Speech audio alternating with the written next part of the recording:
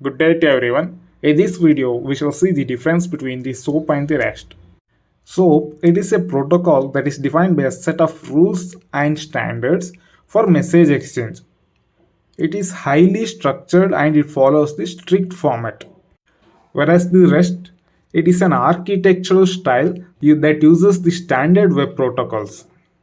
It is more flexible and less prescriptive than the SOAP. SOAP, it uses the XML for the message format. These messages, they are enclosed in a SOAP envelope which contains the header and body. The header, it may include the metadata like authentication, and the body, it contains the actual data. Whereas the REST, it usually uses the JSON file because it is a lightweight and it is easy to convert. But it can also use the XML or HTML or any plain text also. The format is less rigid and it can be tailored to the needs of the application. SOAP, it is more complex due to the strict standards and additional features like WS security, WS reliable messaging, and the WS atomic transactions. Whereas the REST, it is more flexible and easier to implement and use. It follows a more straightforward approach, making it quicker to develop and easier to maintain. The SOAP, it has the built-in security standards like WS security for message level security. It will ensure that there is a secure communication even over the untrusted networks. It provides the features like encryptions, digital signatures, and token-based authentication. Whereas the REST, it relies on the standard web security mechanisms such as HTTPS for secure communication. It can use additional security layers for authentication and authorization, but it lacks the built-in comprehensive security features of the SOAP. SOAP in generally slows down due to the XML format and the additional overhead of the SOAP envelopes and headers, whereas the REST it is faster due to the less overhead and lightweighted nature such as the JSON file. These SOAP web services, they are mainly used by the banking and financial services because they need to be a secure and reliable message exchanges which are crucial. Whereas the REST web services, they are used by the social media platforms because they need to be fast and lightweight, and the data exchange also, it should be immediate. It should be very fast. Now let us understand what is this Excel file and its purpose. XML, it is a software and a hardware independent tool for storing and transporting the data. XML, it stands for Extensible Markup Language. It is the markup language that is much similar like the HTML. XML, it is a designed to store and transport, that is to exchange the data from one server to another server. It is designed by the self-descriptive language. Now let us understand about the JSON and its purpose. JSON, it stands for the JavaScript Object Notation. JSON, it is a lightweight data interchange format. JSON, it is easy to read and understand.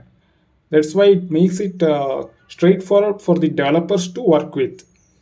JSON, it is a commonly used to exchange the data between the web server and a client. JSON is language independent. Although JSON, it is based on the JavaScript syntax, it is supported by almost all programming languages. Now let us see the difference between the HTTP and HTTPS. HTTP, it stands for Hypertext Transfer Protocol. It will not be having the SSL certificate. Whereas the HTTPS, it stands for Hypertext Transfer Protocol Secure. It will be secured with the SSL certificate. That means the data transmitted using the HTTP, it is not encrypted. Anyone who can access the data path between the client and the server, he can potentially read and modify the data. Whereas in the HTTPS, data transmitted using the HTTPS is encrypted using the SSL or TLS certificate. These encryptions, it ensures that even if the data is intercepted, it cannot be read or modified by the attackers. In HTTP, the request sent to the server, it is not secured. Whereas in the HTTPS, the request sent to the server is secure. In HTTP, the request and the response are not digitally signed, whereas in the HTTPS, the request and responses they are digitally signed. The HTTP it is generally faster because it does not involve the override of encrypting and decrypting data. Whereas in the HTTPS, they are slightly slower when compared to HTTP because this is due to the encryption and decryption process. These are some of the differences between the HTTP and HTTPS. Now we'll see what do you mean by authentication and authorization. Authentication and authorization, they are two critical concepts in computer security that are often used together but refer to different processes. They play a key role in securing the systems and data by controlling access to the resources. Authentication, it is a process of verifying the identity of a user or a system. It ensures that the entity requesting the access is who it claims to be.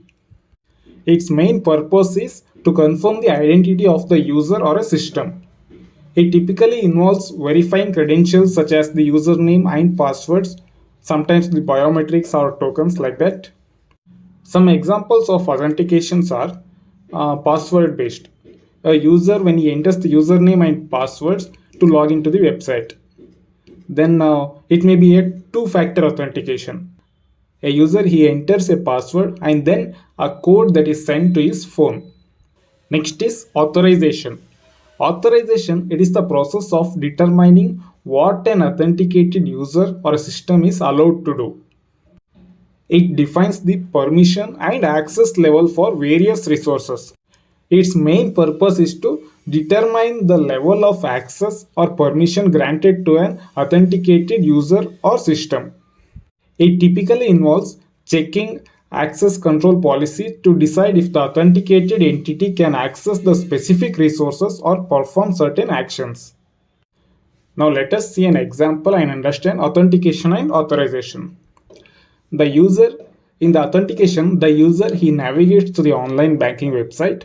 The user he enters the username and password. The system it verifies the entered credentials against the stored data. If the credentials match, then the user is authenticated and granted access to this account. And next comes the authorization. The authenticated user, when he tries to transfer the money from that account, the system it checks the user's role and permissions. The system it verifies that the user whether he has the permission to perform money transfer or not.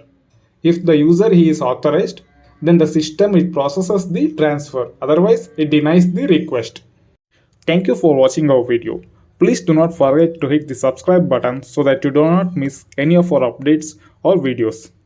Thank you.